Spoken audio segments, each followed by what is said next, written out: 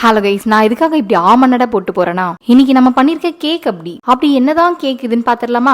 இன்னைக்கு ஒரு கார் தீம்ல தான் கேக் பண்ண போறோம். இது வென்யூல தான் போய் அரேஞ்ச் பண்ண போறோம்ன்றதுனால தீம்க்கு தேவைப்படுற பொருள் எல்லாம் மூட்டை கட்டிட்டு எங்க தொப்பையும் பார்சல் பண்ணி கூட்டிட்டு போயாச்சு. இன்னைக்கு பண்ண போற கேக் இதுதான். நம்ம குட்டி பாப்ஸ்க்கு கார்ஸ்னா ரொம்ப பிடிக்கும்ன்றதுனால கஸ்டமரும் நானும் சேர்ந்து தீவிரமா போட்ட ஸ்கெட்ச் தான் இது. அப்படியே நம்ம கேக்ல இறக்குறோம், கலக்குறோம். கலர்ஸ் பொறுத்த வரைக்கும் ப்ளூ, பிளாக், ஒயிட்ல தான் இருக்கும். அதனால பாட்டம் டயர் ஒர்க்ஸ் அதுக்கேற்ற மாதிரி முடிச்சு எடுத்துக்கிட்டு டாப் டயர்ல பாப்ஸோட நேம ஃபிக்ஸ் பண்ணியாச்சு. அது கூடவே இருக்க கிளவுட்ஸ் அழகா இருக்குல்ல, அதையும் நாங்க பிளான் பண்ணி தான் பண்ணுவோம். ஹிஹி.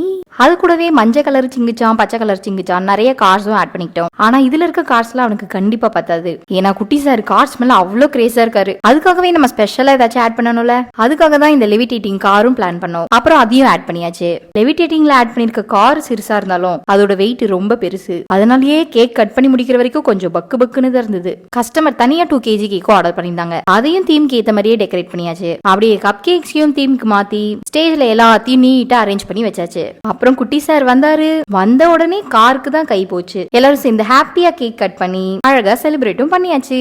ஃபைனலா குட்டி சாருக்கு பார்த்து பண்ண கார் தீம் கேக்கும் இப்படிதான் இருந்தது. இந்த கேக் 10க்கு எவ்வளவு மார்க் கொடுக்கலாம்னு கமெண்ட் பண்ணிட்டு அப்படி நம்ம சேனலை சப்ஸ்கிரைப் பண்ணிக்கோங்க. பாய்.